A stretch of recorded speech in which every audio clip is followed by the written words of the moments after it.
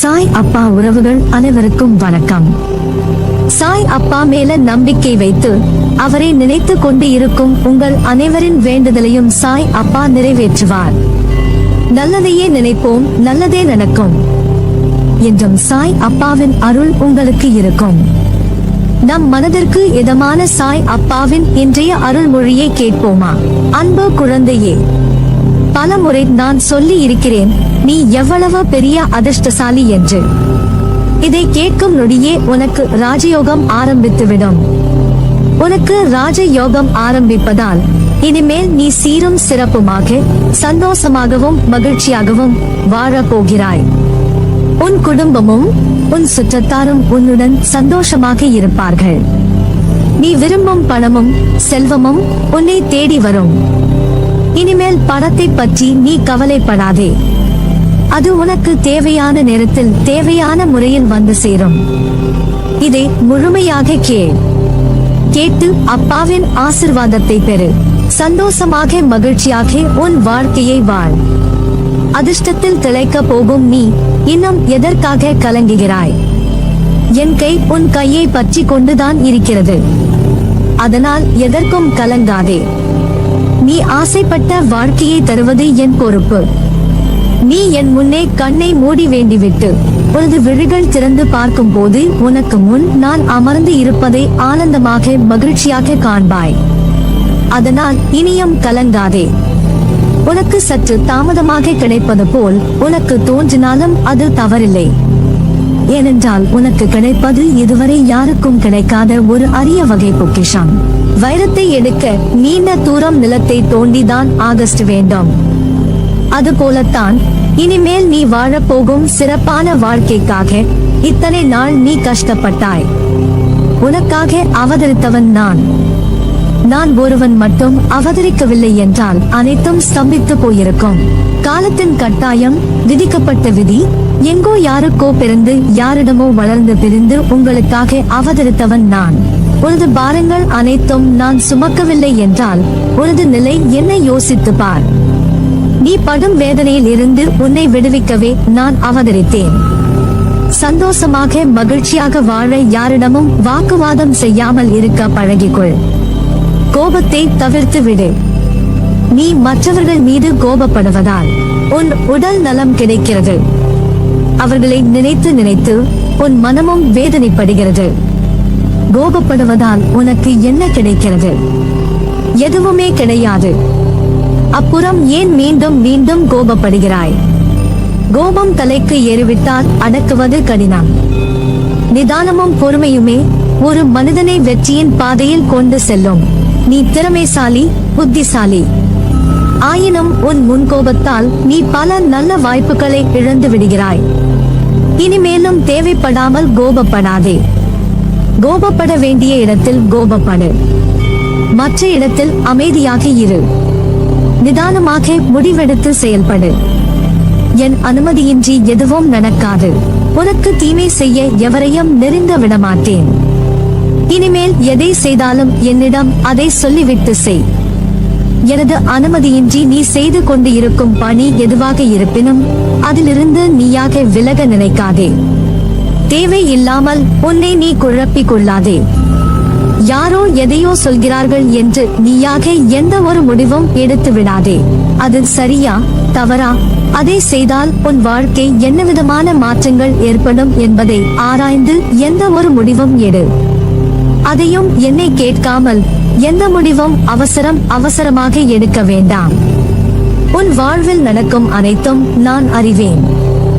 ஏனென்றால் உன் வாழ்க்கையை உனக்கு தந்தவன் நான்.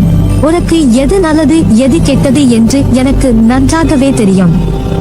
அதனால் இனிமேல் எந்த ஒரு முடிவை எடுப்பதற்கு முன்பாகவும் என்னிடம் சொல்லிவிட்டு எடு. என் அனுமதியை பெற்றுக்கொள். என் வார்த்தையின்படி நட. உன் வாழ்க்கை மிகச் சிறப்பாக இருக்கும். எல்லாம் நன்மைக்கே என்று எனது நாமத்தை உச்சரித்துக் கொண்டே இரு. நான் இன்றும் நீ இருக்கும் திசையில் அவதரித்துக் கொண்டே இருக்கிறேன். எவர் நினைத்தாலும் தடுக்க முடியாது. எல்லா இடத்திலும் ஜீவித்துக் கொண்டு இருக்கிறேன். உன்னை நீ யார் என்று கேட்டு உணர்ந்து கொள். மனதை ஒரு நிலைப்படுத்து. உன் முழு பலத்தை நீ அறிந்து கொண்டால் உன் வாழ்க்கை இன்னும் சீரும் சிறப்புமாக மாறும். உன் முழு பலத்தை அறிந்து கொள்ள தியானம் செய். என்னை வணங்கு. உன் மனம் முழுவதும் என்னை வைத்துக்கொள். தினமும் காலையும் மாலையும் உறங்குவதற்கு முன்பும் எழுவதற்கு முன்பும் 5 நிமிடம் என்னை நினைத்து தியானம் செய். உனக்கு என்னவெல்லாம் வேண்டும், எவையெல்லாம் உன்னிடம் கிடைத்தால் உன் வாழ்க்கை சந்தோஷமாக இருக்கும் என்பதே என்னிடம் வேண்டுகோளாக வை. என்னிடம் வைத்த உன் வேண்டுகோள்கள் நிறைவேறியதாக நினைத்துக்கொள். நீ கேட்ட பொருட்கள் எல்லாம் உன்னிடம் இருப்பதாக நினைத்துக்கொள். அவை இருந்தால் நீ எப்படி சந்தோஷப்படுவாயோ அப்படியே சந்தோஷப்படு. உன் கையில் அந்த பொருட்கள் இருப்பதைப் போல நினைத்துக் கொண்டு அதை உணர். இப்படி நீ 28 நாட்கள் செய்து வா. கண்டிப்பாக உன் வேண்டுதல் நிறைவேறி இருக்கும். எப்போது எனது மண்ணில் உனது காலடிப்பட்டதோ அப்போதே உனது கர்ம பலன்கள் அனைத்தும் விலகிவிட்டது. நீ செய்த பாவங்கள் அனைத்தையும் போக்கிவிட்டேன். படிப்படியாக பாவங்கள் அனைத்தும் உன்னை விட்டு விலகிவிடும். நீ விரும்பிய வாழ்க்கையை வாழப் போகிறாய். அனைவரும் வியக்கும் வகையில் உயர்ந்த நிலைக்கு வரப்போகிறாய். உன்னை பார்த்து இவன் எல்லாம் எங்கே முன்னேறப் போகிறான் என்று சிரித்தவர்கள் உன்னை பார்த்து வியக்கும் வண்ணம் ஜெயிக்க போகிறாய். காத்திரு. எப்போதும் உன்னை நான் கைவிட மாட்டேன். உனது விழிகள் திறந்து பார்க்கும் போது நான் அமர்ந்து இருப்பதை ஆனந்தமாக மகிழ்ச்சியாக காண்பாய். அதுவரை பொறுமையாக இரு, நம்பிக்கையோடு இரு. நம்பிக்கைதான் வாழ்க்கை. அப்பா, நான் இருக்கிறேன் நிழலாக. மனிதனாக பிறந்தாலே கர்மாவின் பலனை அனுபவிக்க வேண்டும். இந்த கர்மாவை மனதார ஏற்க வேண்டும். நீ செய்த கர்மா உன் மூலமாகவே நிவர்த்தி செய்ய வேண்டும். நான் என்னும் அகங்காரம், ஆணவம் உன்னை கர்மாவிலிருந்து விடுதலை தராது. நீ செய்கின்ற ஒவ்வொரு செயலையும் உன்னிப்பாக கவனிக்க வேண்டும். அதில் யார் மனமும் பாதிக்கப்படாமல் நல்லோர் இதயங்களில் பதிய வேண்டும். இல்லறவாசிகள் தங்கள் குடும்ப பாரத்தை ஏற்று நல்லறம் போதித்து உங்கள் கடமைகளை திறம்பட முடிக்க மனதை நற்சிந்தனையால் நிரப்ப வேண்டும். நல்ல எண்ணங்களுடான சேவைகள் நல்ல வாழ்த்துக்களை பெற்றுத்தரும். அதை அனுபவிக்க பழகிவிட்டால் உன் மகிழ்ச்சி வெகு விரைவில் கூடிவிடும். உன் பிரச்சனைகளை தள்ளி நின்று பார்க்கும் போது அது மிக சாதாரணமானதாக தெரிவதோடு அதற்கான தீர்வு காண்பதும் எளிதாகிவிடும். நான் மகிழ்ச்சி அடைய என்ன இருக்கிறது என்று எண்ணாதே. குழந்தையின் மழலை, மலர்களின் மனம் அழகு, இயற்கையின் இனிமே, பறவைகளின் கானம், இப்படி இரசித்து மகிழ எத்தனையோ இருக்கிறதே. பெற்ற சிறிய வெற்றியையும் மனம் மகிழ்ந்து கொண்டாட பழகினாலே உற்சாகம் தானாக பிறக்கும். அடுத்த வெற்றிக்கும் அது அச்சாரம் போடுமே.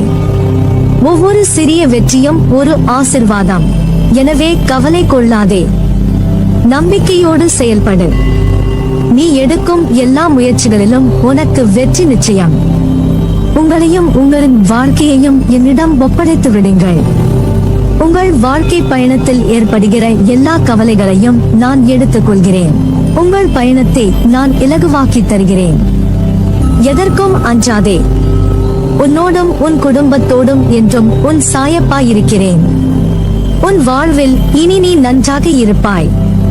உனது விருப்பங்கள் நிறைவேற எப்போதும் என்னை நோக்கி பிரார்த்தனை செய். வெறும் பிரார்த்தனை ஒன்றினாலேயே உனது பிரச்சனைகள் நான் முடித்து வைப்பேன். நீயே மிக விரைவில் உன் வாயால் கூறுவாய், நான் மகிழ்ச்சியாக இருக்கிறேன் என்று. நல்லதே நடக்கும். நீ என் பரிபூரண அருளும் ஆசிர்வாதமும் அன்பும் பெற்ற என் செல்ல பிள்ளை.